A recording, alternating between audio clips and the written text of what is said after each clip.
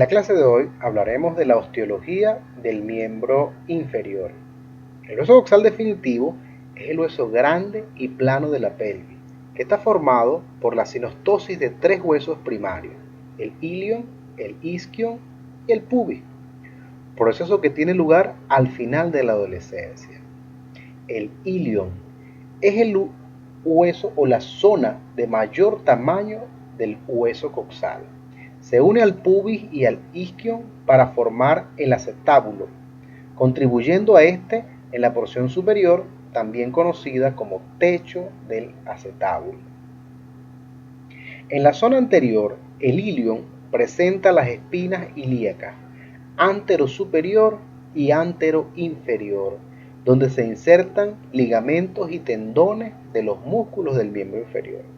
A partir de la espina ilíaca antero-superior, se extiende posteriormente el borde superior, grueso y curvado del ala del ilion, conocida también como cresta ilíaca, que termina en la espina ilíaca postero-superior.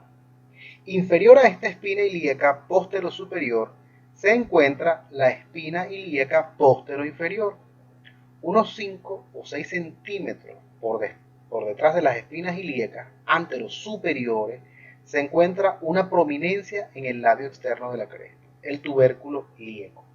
La cresta ilíaca actúa como una especie de parachoque que protege de golpes y traumatismos a los órganos internos y además es un punto importante de inserción aponeurótica de los músculos de la pared del abdomen, así como de la fascia profunda.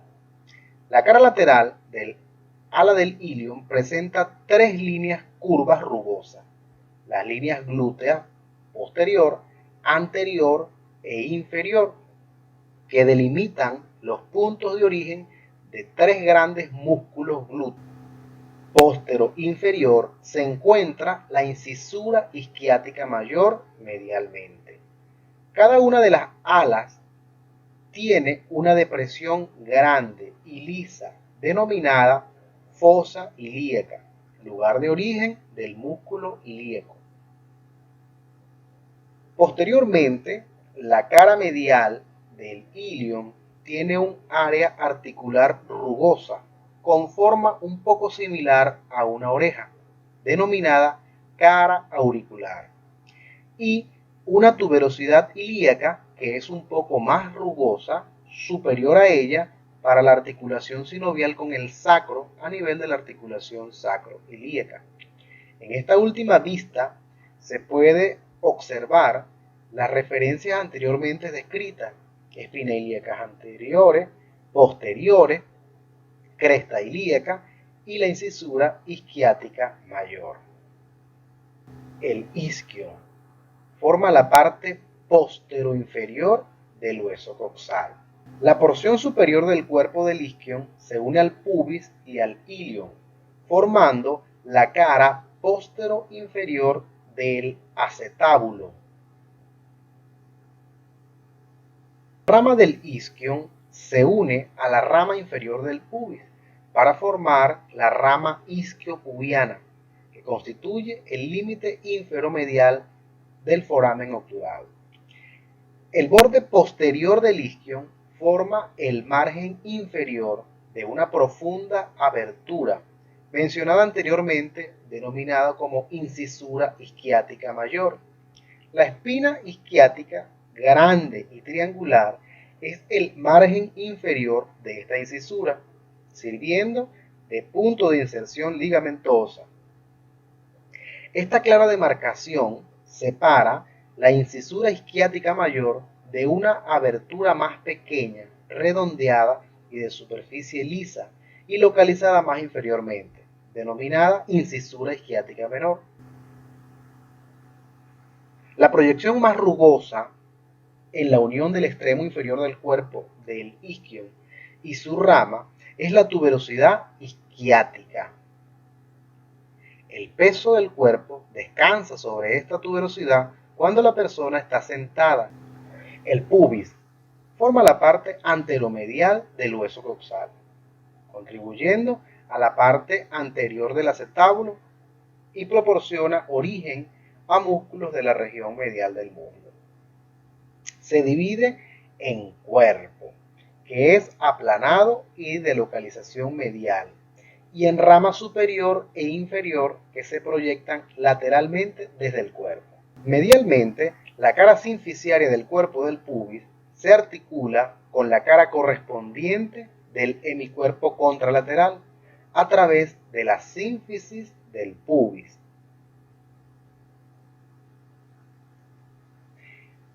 El borde anterosuperior de ambos cuerpos, unidos en la sínfisis, forman la cresta del pubis, donde se insertan músculos abdominales. Los tubérculos del pubis son pequeñas proyecciones en los extremos laterales de esta cresta. Son importantes relieves óseos de la región inguinal.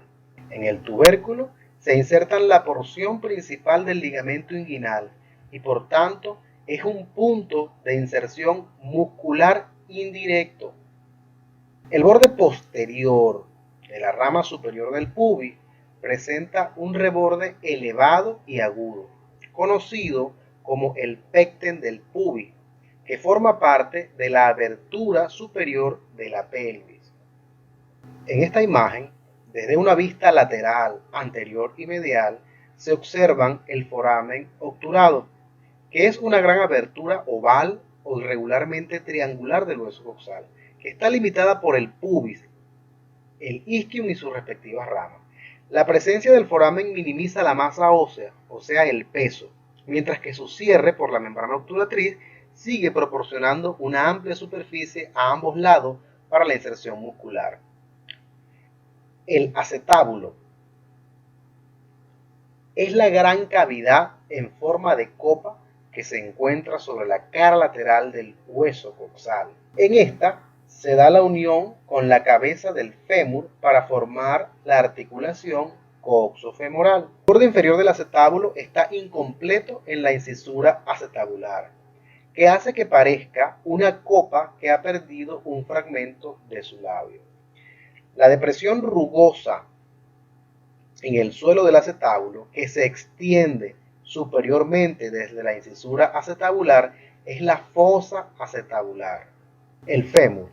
El fémur es el hueso más largo y pesado del cuerpo y transmite el peso corporal desde el hueso coxal hacia la tibia, cuando la persona está en bipedestación, lo que quiere decir de pie. Su longitud es una cuarta parte de la altura de la persona y consta de un cuerpo, dos extremos, epífisis proximal y epífisis distal.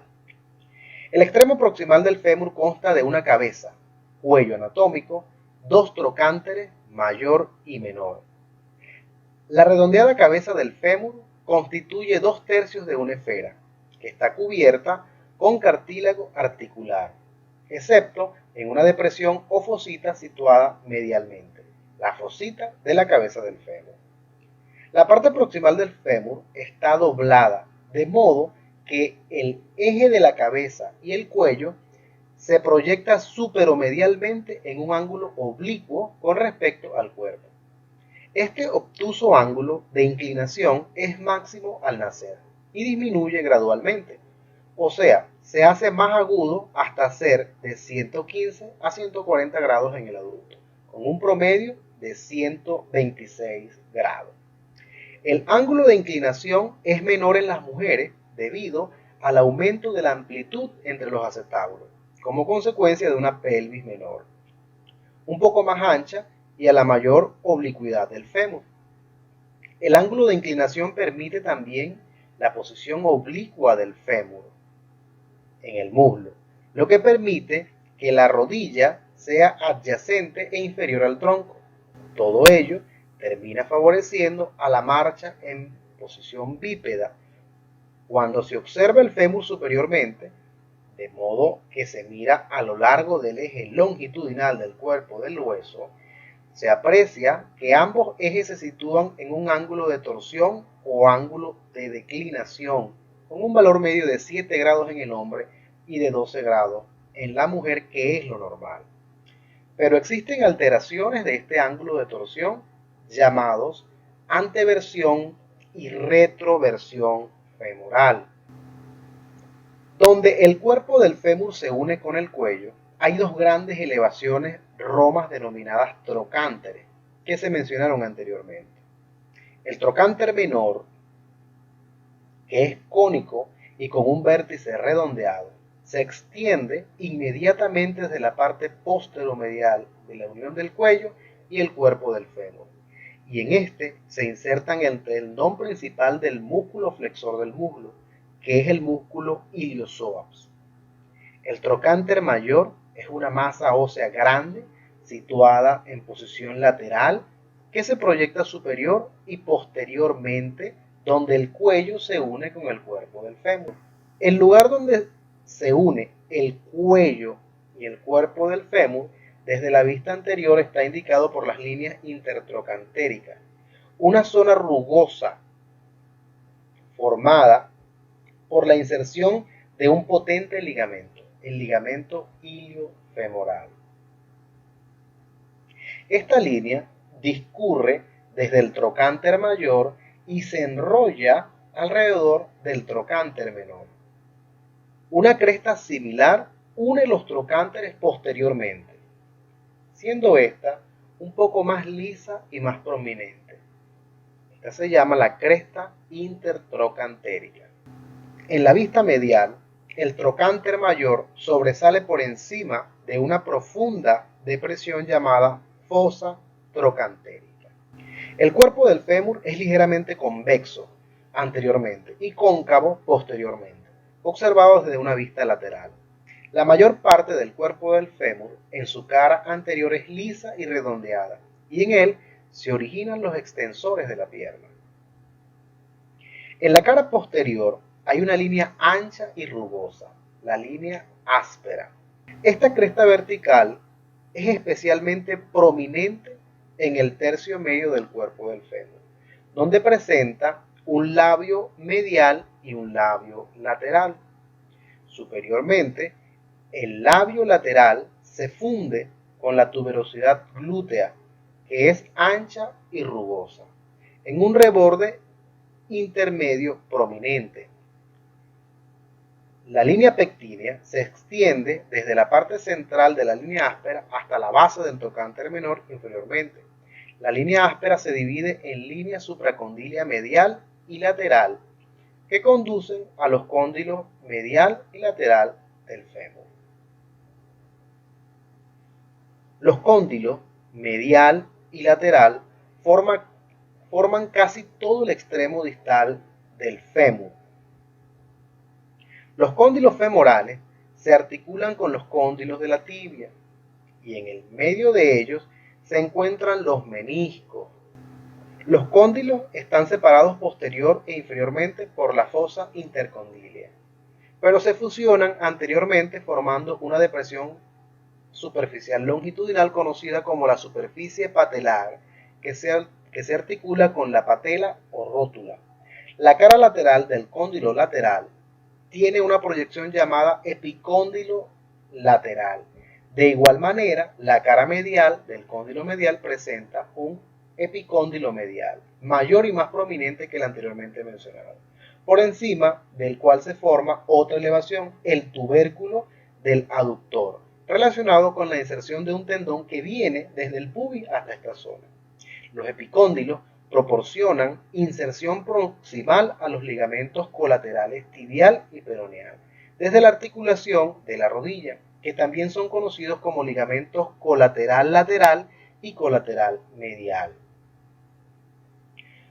Localizada en el lado anteromedial de la pierna, casi paralela al peroné, la tibia es el segundo hueso de mayor tamaño del cuerpo. Se ensancha hacia afuera en ambos extremos con el fin de dar una mayor superficie para la articulación y transferencia de peso.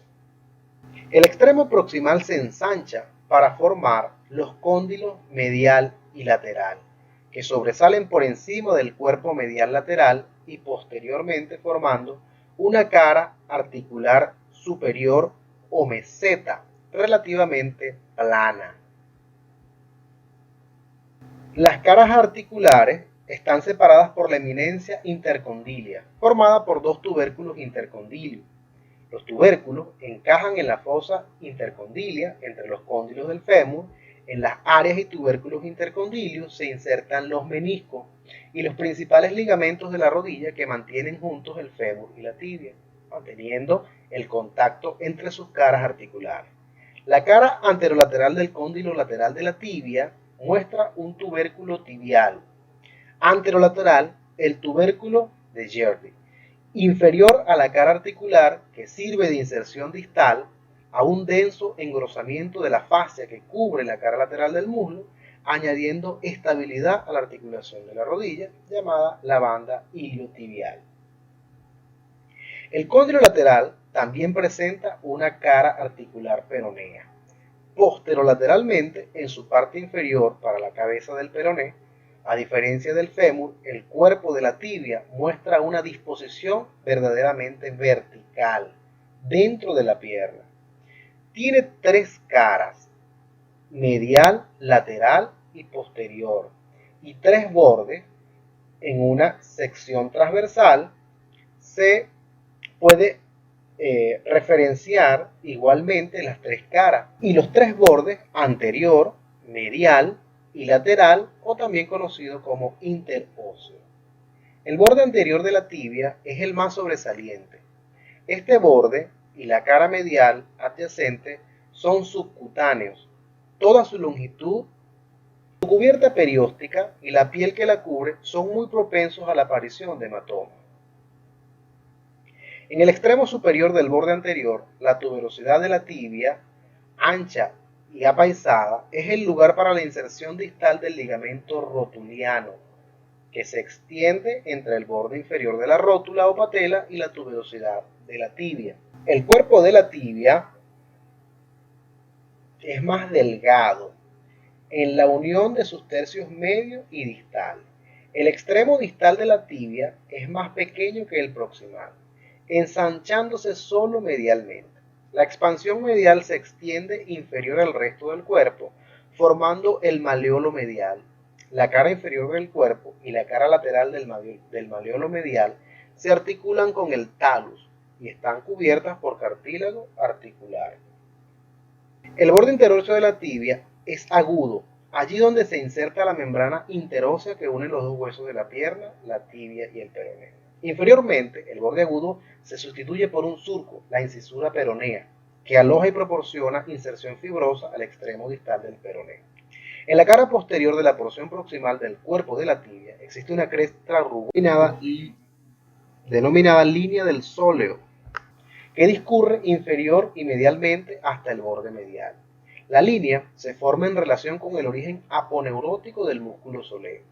Aproximadamente un tercio de su ruta descendente por el cuerpo del hueso, inmediatamente distal a la línea del sóleo, hay un surco vascular dirigido oblicuamente que conduce a un gran foramen nutricio por el que pasa la principal arteria que irriga el extremo proximal del hueso y su médula. El peroné no interviene en el soporte del peso corporal. Su función principal es servir de inserción muscular, proporcionando inserción distal a un músculo y origen a 8. El delgado peroné se sitúa posterolateralmente a la tibia, a la que está firmemente unida por la sindesmosis tibio-peronea, que incluye la membrana interósea. El extremo distal aumentado de tamaño y se prolonga lateralmente e inferiormente, formando el maleolo lateral. Los maleolos constituyen las paredes laterales de un encaje rectangular llamado mortaja, que es el componente superior de la articulación talocrural. En ellos se insertan los ligamentos que estabilizan dicha articulación. El maleolo lateral sobresale más y es más posterior que el maleolo medial. El extremo proximal del peroné consta de una cabeza aumentada de tamaño. Inferior a la cabeza se encuentra un cuello pequeño. La cabeza del peroné se articula con la cara peronea de la parte inferior posterolateral del cóndilo lateral de la tibia. El cuerpo del peroné está retorcido y marcado por los lugares de inserción muscular. Al igual que el cuerpo de la tibia, tiene una sección transversal triangular y presenta tres bordes, anterior, interóseo, posterior, y tiene una cresta medial. Y además tiene tres caras. Los huesos del pie. Los huesos del pie son el tarso, el metatarso y la falange. Hay 7 huesos tarsianos, 5 metatarsianos y 14 falanges. Aunque es necesario conocer las características de cada hueso para poder entender la estructura del pie, es importante igualmente estudiar el esqueleto como un todo. El tarso. El tarso consta de 7 huesos. El talus, que se ubica en el medio de los maleolos medial y lateral, también conocido como astrágalo, y compone la mortaja del miembro inferior. Debajo de este se encuentra el calcáneo. Articulándose con el calcáneo está el cuboides. Medianamente y articulado con este el talus se encuentra el navicular. Y anterior a este las tres cuñas, medial, intermedia y lateral. El metatarso consta de 5 huesos metatarsianos que se enumeran desde el lado medial del pie del 1 al 5. Las articulaciones tarso-metatarsianas forman una línea tarso-metatarsiana oblicua llamada articulación del Lisfranc. La base de cada metatarsiano es el extremo proximal de mayor tamaño. Las bases se articulan con los huesos cuneiformes y cuboides. Las cabezas se articulan con las falanges proximales. Las bases metatarsianas 1 y 5 tienen grandes. La tuberosidad del quinto metatarsiano se proyecta lateralmente sobre el cuboide común. De las 14 falanges que existen, el primer dedo, conocido como hallux o dedo gordo, tiene solamente 2, proximal y distal. Y los otros 4 dedos tienen 3 falanges cada uno, proximal, medial y distal.